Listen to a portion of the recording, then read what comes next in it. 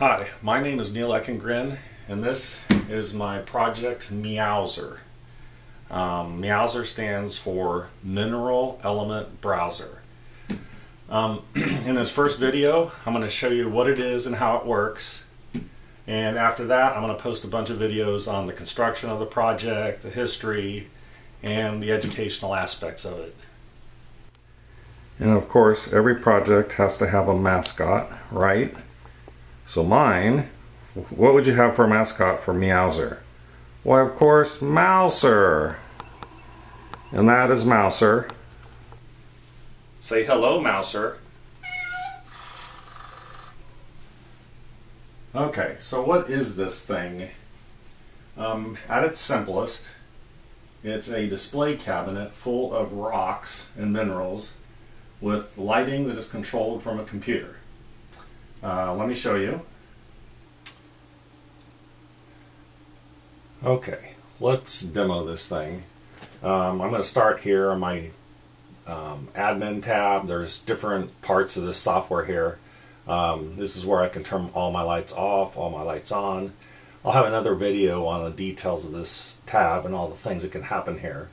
But let's go to the main navigation mode, which is mineral navigation mode. This is a picture of the cabinet you see on the computer screen, and it shows all the minerals in the cabinet. And of course I have my cabinet blocked because what I'm trying to do here is show you what the software looks like at the same time as the cabinet, so I'm purposely having to block out some of my minerals. Let's just see how it works here.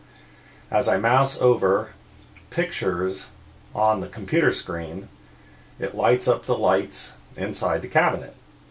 So I can have fun here and just mouse around and light up all the lights and do stuff like that. The purpose of this is to explore the minerals and what they contain, the elements they contain, and it's educational. Okay, let's pick a mineral here. Let's pick this one, zircon adirine on microcline. If I click on the picture, it changes the navigation mode here. You get a nice big picture of it. So if I want to explore the picture further, I come up here to the top left and you can see there's 3 minerals in this rock. Zircon, adirine, microcline. If I click on the adirine little symbol over here, it shows you a circle around the black stuff here, which is the adirine.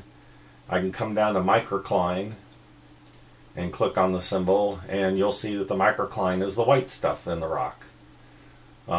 Also, for microcline here, you'll see in the middle that it contains 46% oxygen, 30% silicon, potassium, and aluminum. Zircon, ooh, there's lots of cool stuff in there. It has hafnium, lanthanum, cerium, so there's a bunch of stuff in that zircon. On the right, it'll give you information about the mineral. Zircons are commonly slightly radioactive. The adirine is listed in some guys as acmite. So I can get out of this navigation mode and just continue playing around and exploring my different minerals. Let's go to the other navigation mode. Let's go back to our sample here, our zircon adirine matrix. I'm going to click on it. There's my picture. I want to know, okay, I said there's cool stuff in the zircon. Lanthanum. So if I come over here and click on lanthanum in the middle, it takes me to something you're probably familiar with, which is the periodic table. Lanthanum is highlighted in the periodic table down here, and it gives you information about that element. Also, what the cool thing I think is, in the cabinet, it highlights all the rocks that contain lanthanum. And now I can play around with this one. As I mouse over the periodic table, the lights just keep changing. And what they're showing you is the rocks that contain these elements. So chlorine, I have a few rocks. Of course, you can't see them all because they're behind the screen. Fluorine. Ooh, oxygen.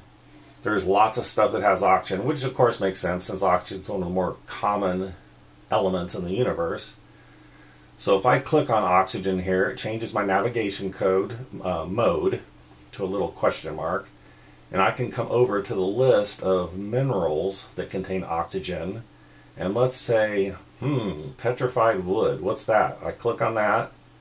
It takes me back to the cabinet navigation mode with that rock highlighted. And so MEOWSER in action is just basically mousing over this, popping over to the other guy, mousing over this, and going back and forth.